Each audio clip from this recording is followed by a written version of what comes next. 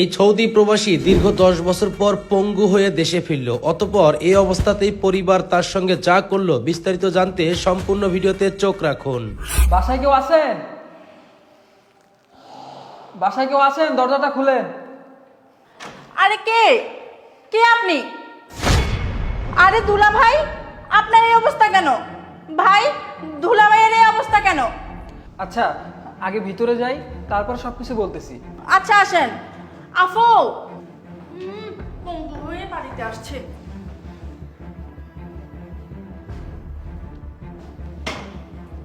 আপু আপু আপু এদিকে আয়, দেখে যা। কি হয়েছে তোর? সাজ্জাদ, কি হয়েছে তোমার? তোমার এই অবস্থা কেন? ভাইয়া, ওর এরকম অবস্থা কেন? হাতে মাথায় ব্যান্ডেজ, কি হয়েছে ওর?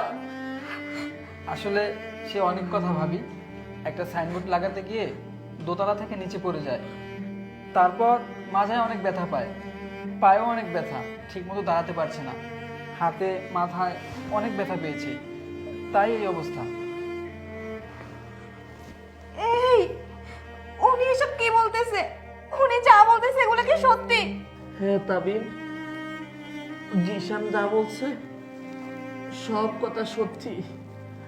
আমি আমি গত কিছুদিন আগে একটা সাইনবোর্ড লাগাতে গিয়ে আমার আমার পা মুচকে আমি নিচে পড়ে যাই।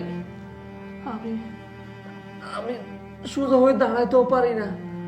আমার পা পা পুরা মচকে যায়, আর এই হাতটা আমার ভেঙে যায়। আমি কোনোভাবে তোমার সাথে যোগাযোগ করতে পারি নাই। আমি আমি খুব অসুস্থ হয়ে পড়ি। এই জিশান জিশান জিশান যদি আমার পাশে না রাখতো, আমার হয়তো দেশে আসা আর হতো না।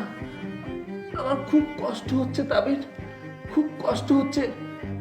আমি আমি একেবারে চলে আসছি তাবিন, আমি একেবারে দেশে চলে আসছি। আমাকে আমাকে ভালোভাবে চিকিৎসা করতে হবে, ভালোভাবে ডাক্তার দেখাতে হবে তাবিন।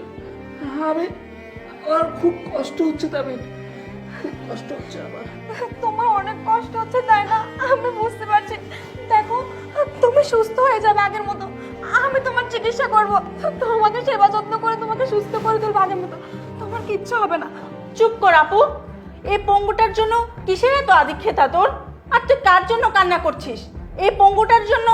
তুই একটু আগে শুনিসনি উনি কি বললো? উনি নাকি আর কখনো বিদেশ যেতে পারবে না। উনি যদি আর কখনো বিদেশ না যেতে পারে, তাহলে আমরা তো দামি দামি পোশাক কিভাবে পরবো? এই সংসারকে চালাবে, আমাদের হাত খরচাকে দিবে। শোন আপু, তোকে ভালোই ভালোই বলছি, ওনার পিছনে টাকা পয়সা খরচ করার চিন্তা বাদ দিয়ে ওনাকে এই বাড়ি থেকে ঘাট ধাক্কা দিয়ে বের করে দে। এতে তোরও ভালো হবে আর আমাদেরও। তামু, চুপ কর। কি বলছিস এসব?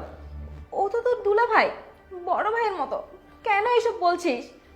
আপু, তুই আবেগে পড়ে আছিস, তোকে দিয়ে কিচ্ছু হবে না। দাঁড়া, আমি বাবাকে ডাকছি। বাবা, বাবা, এদিকে আসো তো। কি হয়েছে সাজ্জাদ? তোমার এই অবস্থা কেন? হাতে ব্যান্ডেজ, মাথায় ব্যান্ডেজ। তাবিন, কি হয়েছে সাজ্জাদের? বাবা, তোমার জামাই প্রবাসে একটা কাজ করতে গিয়ে অ্যাক্সিডেন্ট করেছে। ও হাতে পায়ে খুব ব্যথা পেয়েছে। ও হয়তো আর কখনো বিদেশে যেতে পারবে না। বাবা, দেখো না, তাহমু বলছে ওকে বাড়ি থেকে বের করে দিতে। হ্যাঁ, তামু তো ঠিকই বলছে। যার দ্বারা আমাদের কোনো ইনকাম হবে না, যে আমাদের কোনো কাজে আসবে না, তাকে আমাদের বাসায় রেখে কোনো লাভ আছে? তাকে তো বাসা থেকে বের করে দেওয়া উচিত। তুই কান্না করতেছিস কেন? এখনই বাসা থেকে বের করে দে। বাবা, আপনি এসব কি বলতেছেন? আমাকে দিয়ে আর কোনো কাজে আসবে না মানে? আপনি এসব কেন বলতেছেন বাবা? আমি আজকে 15 বছর বিদেশ করি। আমি এই 8তলা বিল্ডিং করেছি। এই বিল্ডিংয়ে প্রত্যেক মাসে 1,50,000 টাকা আমি ভাড়া পাই। আর আপনি বলতেছেন আমাকে দিয়ে কোনো কাজে আসবে না? বাবা, আপনি আপনি এভাবে বলতে পারেন না। এটা তো আমার বাড়ি। এই চুপ করো তুমি। এটা তোমার বাড়ি মানে? এই বাড়িটা আমার, এটা আমি আমার নামে করে নিছি বাড়ি। তুমি কি স্বপ্ন দেখো? তুমি ভাড়া উঠাবা, বসে বসে খাবা, আমার মেয়ের জীবন নষ্ট করবা? তা কখনো হবার নাই। তুমি এখন এই বাসা থেকে চলে যাবা, আর আমার মেয়ের ডিভোর্স পেপার আমি তোমার কাছে পাঠিয়ে দেবো। কি হলো, বাসা থেকে বের করে দে। ধর দাঁড়ান।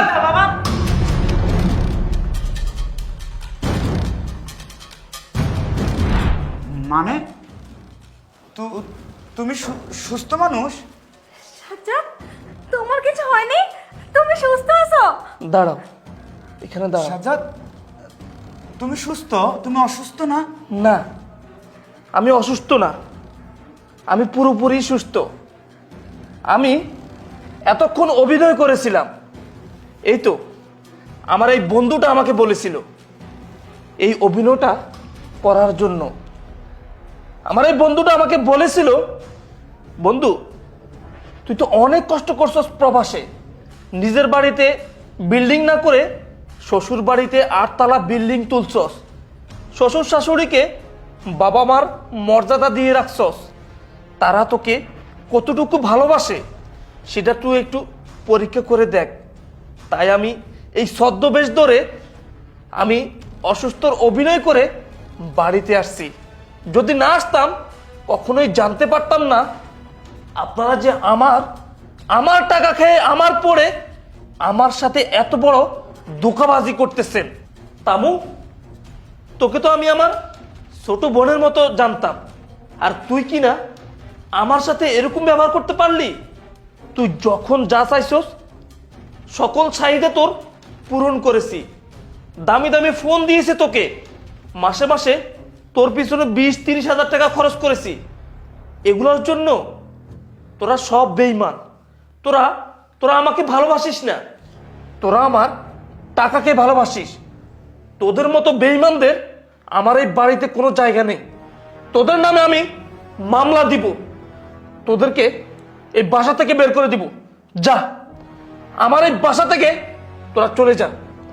আমার এই বাসায় তোদের কোনো ঠাঁই নেই। তোরা বলছিস না আমি এখন পঙ্গু, আমি ল্যাংড়া খোড়া, আমার পিছনে লাখ লাখ টাকা খরচ করবা, কি লাভ? আমাকে সুস্থ করে কি লাভ? আমি তো আর কখনো প্রবাসে যেতে পারবো না। তোরা কি মনে করিস প্রবাসীরা কামলা? হ্যাঁ, প্রবাসীরা কি টাকার গোলাম? প্রবাসীদের কাছে কি টাকার গাছ থাকে? যখন যা বলবে তাই দিয়ে দেবে? এই তোরা তো জানিস না প্রবাসের মাটিতে কত কষ্ট, কত পরিশ্রম করে টাকা পয়সা ইনকাম করে আমি এই বাড়ি করেছি। আর আর এখন বলিস এই বাড়ি আমার না, আমার কিছুই নেই। আমার আমার আর বলার কিছু নেই। তোরা আমার এই বাড়ি থেকে চলে যা, চলে যা বলছি। কি হলো বাবা, শুনলে না সাজ্জাদ কি বললো? তোমরা এই বাড়ি থেকে বের হয়ে যাও। আমরা এতদিন দুধ কলা দিয়ে কালসাপ পুষেছি। ছি বাবা, আমি তো তোমার মেয়ে, আর তুমি কি আমার সংসার ভাঙার চেষ্টা করেছো? শোনো বাবা, সাজ্জাদ যদি পঙ্গু হয়েও দেশে ফিরে আসতো, যদি সত্যি সত্যি পঙ্গু হয়ে যেত, তাও আমি সারা জীবন ওর সাথে সংসার করতাম। একটা কথা কান খুলে শুনে রাখো, আমি মৃত্যুর আগ পর্যন্ত আমার স্বামীর ছাদে থাকবো। বাবা, আমি তোমাকে আগেই বলেছিলাম এত লোভ করো না, লোভের ফল বেশি একটা ভালো হবে না। দেখো আজ সেটাই সত্যি হলো। তোমাদের লোভের কারণে আজ তোমরা ধরা পড়ে গেছো। তোমরা নিজেদের ক্ষতি নিজেরাই করেছো। বাবা, আমি আজ থেকে মনে করব আমার বাবা বোন কেউ নেই, আমার স্বামী ছাড়া আমার কোনো আপনজন নেই। তোমাদের মুখ দেখতে আমার ঘৃণা হচ্ছে। বাবা যাও, আমাদের বাসা থেকে বের হয়ে যাও, যাও বলছি। তাবিন, তুইও যাইতে বলতেছিস? আমি কোথায় যাবো মা? তুই বোনটাকে নিয়ে তুই ক্ষমা করে দে না, জামাইকে বল না আমাকে। সেটা আগে চিন্তা করতে পারলে না? এখনই সব নেকা কান্না দেখাবে না, যাও বের হয়ে যাও।